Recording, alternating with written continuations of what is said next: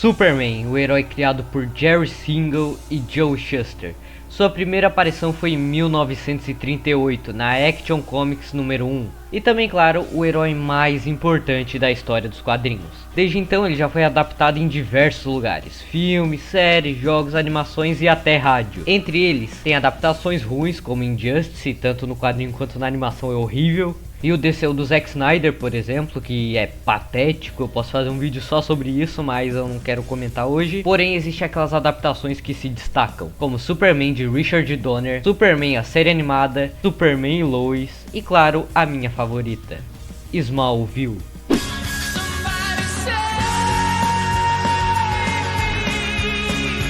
Mas antes de começar, o que precisa para uma adaptação ser boa? Muita gente acaba falando a típica frase tipo: "Ah, mas você quer a mesma história?" Não, galera, eu não quero sempre a mesma história, mas eu quero uma história que seja coerente com o material original, nesse caso, os quadrinhos. E eu posso dar exemplos de adaptações que mantêm essa essência e as que não mantêm. Um exemplo bom é o Batman do Robert Pattinson, que para começar é uma história que muda levemente o personagem, com a principal mudança sendo que ele não tem o disfarce de Bruce Wayne, aquele playboy mimado, filantropo, enfim. Mas é porque a ideia do Matt Reeves era, como é um Batman início de carreira, ele ainda está aprendendo a ser um herói. Ele não sabe ainda que tem que criar o disfarce de Bruce Wayne pra ninguém desconfiar dele. Naquele momento ele só quer ser o Batman. E é uma coisa diferente dos quadrinhos. Eu lembro muito bem que em Batman 1 ele já é o filantropo, já é o mimado, o disfarce no caso, né?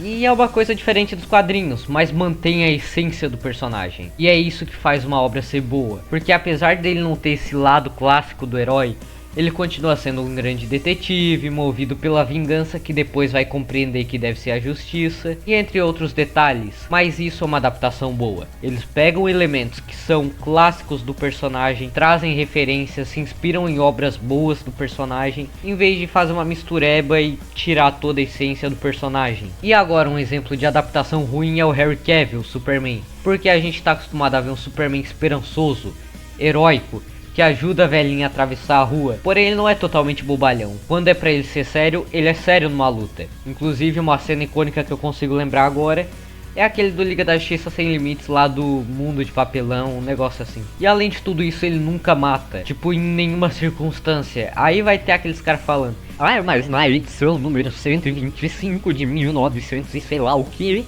ele matou." O cara pega exemplos que mudam totalmente o contexto, que provavelmente só viu na internet e nunca leu o quadrinho. Tem vezes que o Superman acaba matando, mas é muito por falta de opção. E não era bem o caso do Superman do Henry Cavill. Até porque muita gente acaba falando que: "Ah, mas o Superman do Henry Cavill matou o Zod, só que o do Reeve também matou." Mas não é só isso, cara. Outro exemplo que eu lembro é o do Batman, que eu lembro muito bem do Superman do Henry Cavill cogitando em matar o Batman, coisa que eu nunca veria o Superman fazendo. Inclusive uma ótima animação que pode mostrar a essência do Superman de não matar é Superman contra Elite. Nessa história do Azulão tem diversas cenas ótimas, inclusive tem essa aí que eu posso colocar um pouquinho pro YouTube não dar copyright.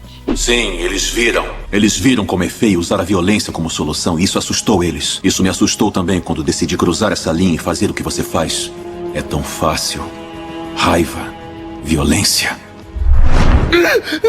Mas por sorte, eu não sou você. E nunca serei também. Se você acha que eu vou simplesmente pra prisão apodrecer, você tá vivendo no mundo dos sonhos! Ótimo. Os sonhos nos salvam. Sonhos nos fortalecem e nos transformam em alguma coisa melhor. Pela minha alma. Eu juro que até que meu sonho de um mundo com dignidade, honra e justiça se torne realidade para todos nós, eu nunca vou parar de lutar. Nunca. Só que enquanto isso, o do DCU literalmente fala no Batman vs Superman: "Ninguém permanece bom nesse mundo." Ninguém permanece bom nesse mundo. Sendo que ele era pra ser a esperança. Esperança. Aí vai ter gente falando: "Ah, mas é bom variar vezes pra mudar o personagem e não ficar repetitivo." Galera, se você quer ver algo diferente do Superman, assiste Minhas Aventuras com o Superman, que é basicamente um "e se o Superman fosse um anime?" Isso é algo diferente e bacana. É bom sim ter conceitos diferentes para certo personagem, mas tem que ser bem feito, bem implementado e que não tá sendo colocado ali só pra representatividade, por exemplo, mas pra trazer algo novo pro personagem. E essa mudança mesmo foi uma mudança muito boa, muito bacana. E é isso que eu sinto falta no personagem. É essa ideia de que o Superman, ele é um cara bom, cara. Ele sabe que veio pro mundo pra ajudar as pessoas. E bom, Smallville é uma dessas histórias que altera diversos fatores do personagem, mas continua sendo ótimo. Ou melhor, perfeito. Agora comentando sobre a minha história com Smallville, como eu conheci essa série magnífica. Superman era um herói que, tipo, antes de eu ver a série eu já curtia, mas não era meu herói favorito. Tipo, eu sempre ficava com Batman, Homem-Aranha, Flash, mas Superman não era muito. Até que um dia o YouTube decide do nada, repito, do nada, me recomendar aquela cena da Liga da Justiça explodindo uma das fábricas do Lex, lá da sexta temporada, que é aquela cena da explosão, que é quando surge a Liga da Justiça na série. E quando eu vi aquilo, deu muita vontade de ver Smallville. Eu achei aquela cena bacana, eu não lia quadrinhos ainda, eu achava magnífico. E, bom, tava lá eu achando que seria uma série legal do Superman, uma série bacana. Mas não sabia eu que viraria minha segunda ou primeira produção audiovisual favorita de super-heróis. Que eu fico na dúvida qual que eu prefiro, Smallville ou Batman Animated Series. E bom, isso foi há 5 anos atrás, na pandemia. A pandemia foi há 5 anos atrás. E eu sei disso porque eu tenho um vídeo privado do dia 7 de fevereiro de 2021, em que eu fiz uma skin pack de Smallville pro Minecraft. Que pra quem não sabe, skin pack é um conjunto de roupas do jogo, tipo, tu cria teu próprio boneco personalizado. Acho difícil alguém não saber. Inclusive essas skins estavam feias demais, ainda bem que se eu fizesse hoje em dia ficaria melhor, mas isso não vem ao caso. E eu sei que vai ter gente perguntando: mas por que foi há 5 anos atrás? Se seu vídeo é de 2021, 4 anos atrás. E bom, isso é porque eu falo no vídeo que eu tô na 6ª temporada, faltando um episódio pra ir pra 7ª. É uma série que eu recomendo muito ver. Uma série que eu curto muito, inclusive tô assistindo. Tô na 6ª temporada, falta um episódio pra eu ir pra 7ª. E eu lembro de ver com meu pai e minha mãe 2 episódios por dia. E bom, é só fazer a conta. Levando em conta que eu vi 2 episódios por dia e no total metade da série é 132 episódios, quer dizer, até a 7ª temporada. Então mais ou menos eu comecei a acompanhar dia 2 de dezembro de 2020. Claro, sendo uma conta aproximada, porque como eu disse, teve dias que eu vi mais episódios, dias que eu vi menos. Mas o que eu tô querendo dizer é que minha história com essa série é longa. Eu tenho um apego enorme por essa série. Tipo, todo mundo tem uma série, filme, animação, jogo, que leva pra vida com muito carinho. Que é uma produção que mudou você, que moldou o seu caráter. E essa é a minha. Eu tô falando isso porque eu sei que Smallville tá virando modinha no TikTok, tá tendo diversas edits, eu tô achando isso muito louco. E até no YouTube, na verdade, também. E aí eu queria falar sobre o meu lado. E claro, eu não tô desmerecendo ninguém que conheceu a série por agora. Não quer dizer que, como eu acompanhei antes, eu sou muito mais fã que alguém. Ou que alguém que viu no lançamento é muito mais fã que eu. Todo mundo é fã do seu jeito, não tem essa brincadeira sem graça aí. Mas eu queria explorar um pouco mais do meu caso. Mas agora vamos realmente comentar sobre essa maravilha. Começando pela origem da série. Os anos 90 foram tenebrosos para os super-heróis em live action. Tendo filmes como Batman e Robin, Capitão América, Spawn e entre outros. E isso acabou resultando com executivos de empresas com vergonha de adaptar super-heróis depois. Diversos filmes acabaram sendo cancelados nessa época justamente por essa vergonha de super-heróis. Como Mulher Gato da Michelle Pfeiffer, eu não sei se eu pronunciei certo, mas era pra ser um filme daquela Mulher Gato do Batman Retorno. Batman Unchained, que seria uma continuação de Batman e Robin. Superman Lives, que teria Nicolas Cage sendo o Superman. Olha o naipezeiro do moleque essa hora, ó. 6 horas da manhã e ele todo Nicolas Cagezinho já. Ou o filme do Batman do futuro que teríamos. E também tem aquele filme lá da Liga da Justiça Mortal, eu acho que é o nome. Então acabou resultando nessa vergonha. E vale lembrar que quando chega os anos 2000, estava a moda de trajes mais sombrios, obras realistas. Que de realista não tinha nada, mas todo mundo se convencia que herói só pode ser realista pra levar a sério, já que Matrix estava na moda naquela época. Assim resultando nos X-Men tendo trajes padronizados tudo preto, Batman com uniforme preto, que é bem feinho. E claro, tivemos obras que fugiram desse padrão, como Homem-Aranha do Sam Raimi e o Hulk do Eric Bana, que tinham trajes não, né, visuais parecidos com os quadrinhos. Mas nessa época tava bem comum a moda de super-heróis tem que ser algo realista, senão não pode levar a sério. A gente pode ver até um pouco disso no MCU com vários uniformes que foram modernizados. E tipo, hoje se existe tantas produções de heróis, muito se deve ao crédito de Smallville, tanto a Smallville quanto a Homem-Aranha de Sam Raimi, eu diria. Se temos séries de heróis hoje é por causa de Smallville, até porque uma das emissoras da série era a CW, que depois fez The Flash, Arrow, Supergirl, Batwoman, Lendas do Amanhã e muitos outros.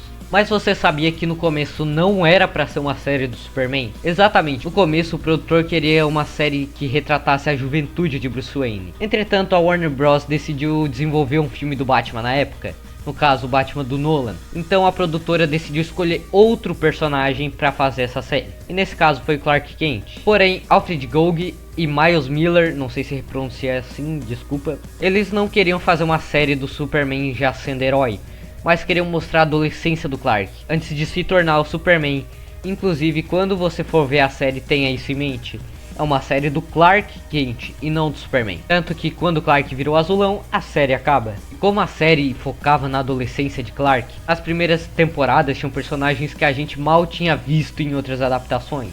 Tipo a Lana Lang, que foi o grande interesse amoroso do Clark durante 8 temporadas, o que acabou sendo um pouco cansativo. Pete Ross, o melhor amigo de Clark, foi a primeira pessoa a descobrir o segredo do Clark além de seus pais. Lois Sullivan, a melhor amiga de Clark e que foi criada originalmente para a série. E uma curiosidade da série é que queriam que Lois Sullivan fosse a Lois Lane. Porém, a Warner não deixava eles usarem a Lois na série nessa época, eles não tinham direitos. Então foi debatida a ideia de que Chloe mudaria sua identidade por algum motivo e viraria a Lois ao longo da série. Porém, na quarta temporada, a Warner e DC liberam a Lois Lane para ser usada na série. E aí eles usam a Lois e a Chloe vira a torre de vigilância barra par romântico do Oliver Queen. Também tivemos a aparição de Lex Luthor, que durante muito tempo tentou ser amigo de Clark e provavelmente o maior vilão da série. Martha e Jonathan Kent também foram personagens importantíssimos para o desenvolvimento de Kal-El, sempre ajudando Clark quando descobriu um poder novo. E até uma curiosidade bem bacana é que a Annette O'Toole, que fazia a Martha,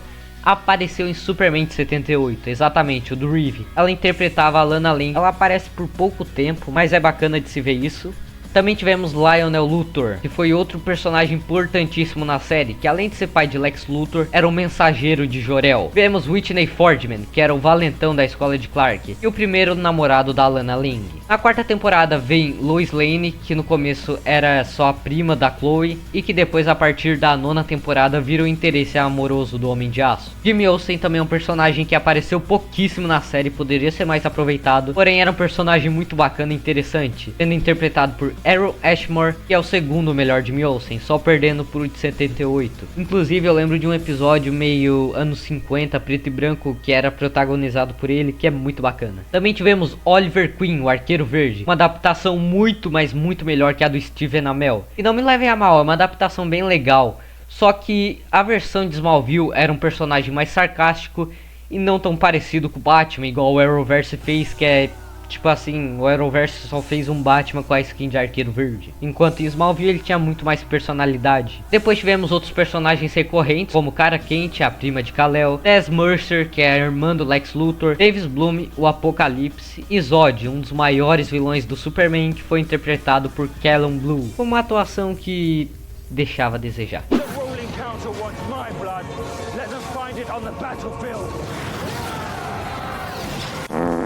Uma das coisas que eu mais curtia da série era o fato que a gente via a evolução do personagem. Na primeira temporada o Clark tinha 14 anos no começo da temporada, apesar de não parecer nem um pouco, e no final da temporada ele tinha 15 anos. Já na última ele tinha entre 22 e 23 anos durante a temporada, e na cena final, que é um salto temporal, ele tinha 30 anos. Então a gente pode ver o personagem crescendo. Nas primeiras 4 temporadas ele estava no colégio, na quinta na faculdade, na sexta a 10ª ele estava na vida adulta. Sem falar que a gente vê a evolução do personagem sendo um herói. Na primeira ele só detinha vilões que envolviam Pequenópolis, não vilões, mas problemas também, que eram aqueles infectados pela pedra de meteoro. E um negócio que eu percebi é que sempre esses vilões descobriam a identidade do Clark. Não tinha uma exceção, sempre todo mundo descobria. E isso mostra a sua inexperiência. Depois disso ele vira o herói misterioso que só aparecia nas sombras, e aí já sabia guardar o seu segredo. E por fim ele percebe que deve ser esperança, e vira o Homem de Aço, o Azulão, o Superman.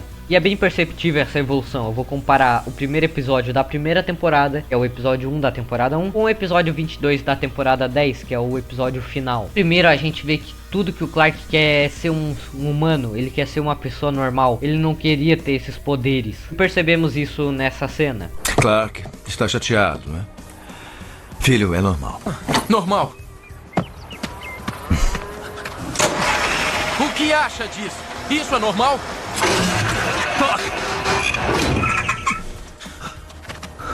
Eu não mergulhei atrás do carro do Lex. Ele me atropelou a 100 km por hora. Acha que isso é normal?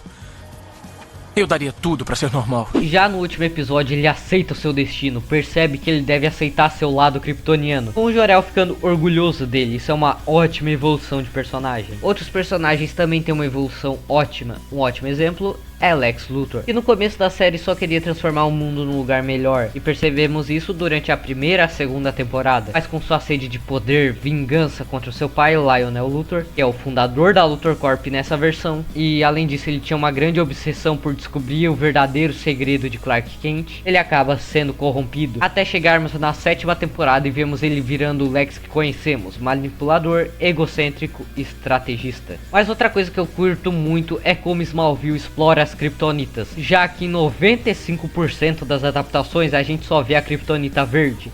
No máximo a gente vê uma azul, mas na série a gente vê diversas versões. Algumas kryptonitas fiéis aos quadrinhos e outras com efeitos diferentes. Mas resumidamente a verde deixava os kryptonianos fracos e se ficasse muito exposto à kryptonita eles podiam morrer. A vermelha mudava a personalidade do kryptoniano, deixando ele sem vergonha de fazer certas coisas, liberando emoções e sensações que ele tinha dentro de si reservada, né? A azul removia os poderes do kryptoniano, porém ela funcionava como uma kryptonita verde para o bizarro. A dourada também removia o poder do kryptoniano, mas era de forma permanente. A kryptonita preta separava os egos da pessoa, ou seja, dividia ela em dois, o lado bom e o lado mal. Isso funciona com o Lex Luthor, a gente vê, né? E por último tem a kryptonita prateada, que deixava o kryptoniano paranoico, que resulta num dos melhores episódios da série. E agora eu lembrei de um negócio muito interessante, que esses dias eu acabei parando pra pensar. Vocês sabiam que dois atores que a galera faz fancasting do Batman do DCU de James Gunn já apareceu em Smallville? Pois é.